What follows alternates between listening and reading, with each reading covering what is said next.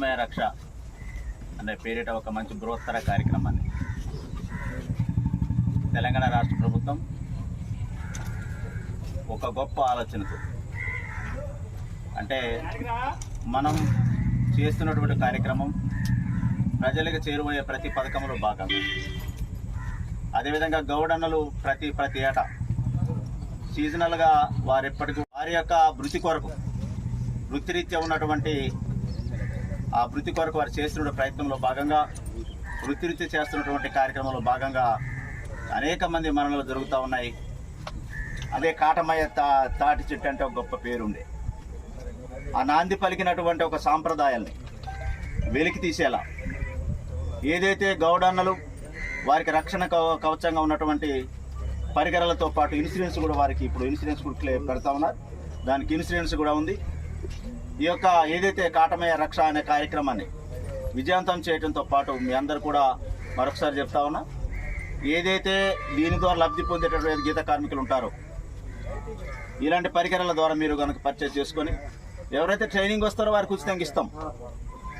ఒకవేళ ఇంకెవరైనా కావాలనుకున్నా కూడా దాన్ని కొనుగోలు చేసుకోవచ్చు. సుమారు అది 15,000 రూపాయలు దానికి విలువ ఉంటుంది. అది మీరు కొనుగోలు చేసుకోవచ్చు. దాంతోపాటు ఈరోజు మంచి కార్యక్రమానికి ప్రభుత్వం మంచి ఆలోచనతో ముందుకెళ్తా ఉంది.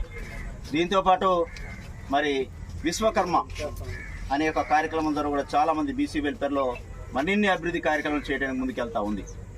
ఆ తరుణంలో కూడా మరి ఇలాంటి కార్యక్రమం నిర్వహిస్తున్నటువంటి ఎవరైతే సుదూర ప్రాంతంలో వస్తున్న ట్రైనీస్ ఎవరైతే ఉన్నారో వారికి నా నియోజకవర్గ ప్రజల గౌడల తరఫున ప్రత్యేకంగా ధన్యవాదాలు తెలుపుతా ఉన్నాను.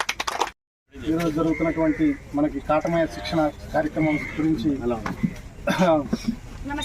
ఇక్కడికి ఇచ్చేయడం జరిగింది. ముందుగా ఈ శిక్షణా కార్యక్రమం ఉద్దేశం సాంప్రదాయ పద్ధతుల్లో మన గీత కార్మికులందరూ కూడా చెట్లు ఎక్కటం, మన తాతలు తండ్రులు ముత్తాతల దగ్గర నుంచి అదే పద్ధతిలో వస్తూ చెట్ల మీద నుంచి అనేక సందర్భాల్లో ప్రమాదాలకు గురై కిందపడటం, పైన బీపీ పెరిగిపోయి ఏదన్నా ఇబ్బంది అవ్వటం, అకస్మాత్తుగా ఏదన్నా అయినా కానీ ప్రాణానికి రక్షణ లేకుండా కొన్నిసార్లు అంగవైకల్యం పొందటం ఇట్లా జరుగుతుంది.